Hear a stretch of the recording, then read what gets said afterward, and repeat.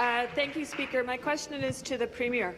Today, as we remember the 14 women who died at École Polytechnique, we also recognize the many women in Ontario who struggle to flee from violence and abuse.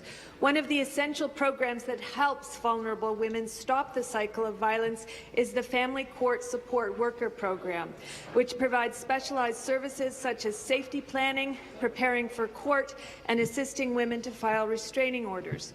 Through an FOI, I've learned that the Premier and her government reduced funding for this already underfunded but highly effective program. Why did the government cut funding to a program designed to support women who experience violence? Thank you very much, Mr. Speaker.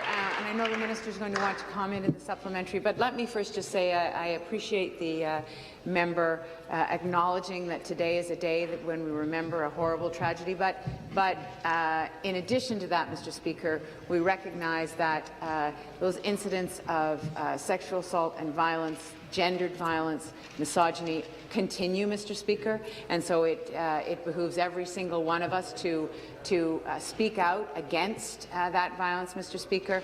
Our government has made increased investment in the services to support women. Anyone who's escaping violence, Mr. Speaker, we will continue to do so. We will continue to raise this issue and continue to raise awareness, as well as make those investments, and, Mr. Speaker, as well as working to put legislative changes in place that protect victims, Mr. Speaker, and prevent these incidents from happening in the first place. Supplementary. Thank you, Speaker. Again to the Premier. There has been no increased investment in the Family Court Support Worker Program, and in fact, women and community advocates have told me repeatedly about how effective the program is in helping women leave abusive relationships, which is why demand for the program has been increasing.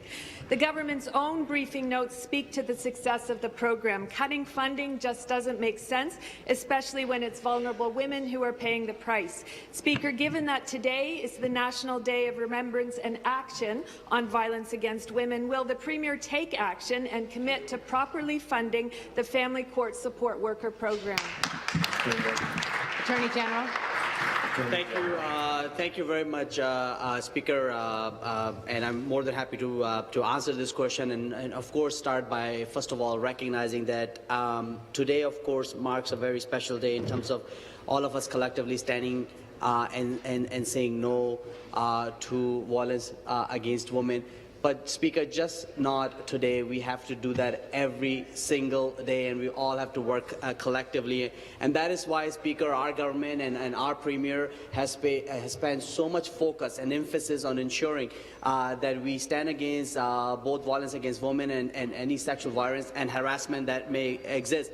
And collectively, Speaker, just not the Ministry of the Attorney General, but a variety of ministries are working together through our Violence Against Women Roundtable to ensure that we've got effective programming in place. And that is why, Speaker, we've programs like the Partner Assault program, we've increased funding, and other programs like that as well. Speaker, I, as the Attorney General, very much committed to ensuring that these programs are strengthened. Thank you.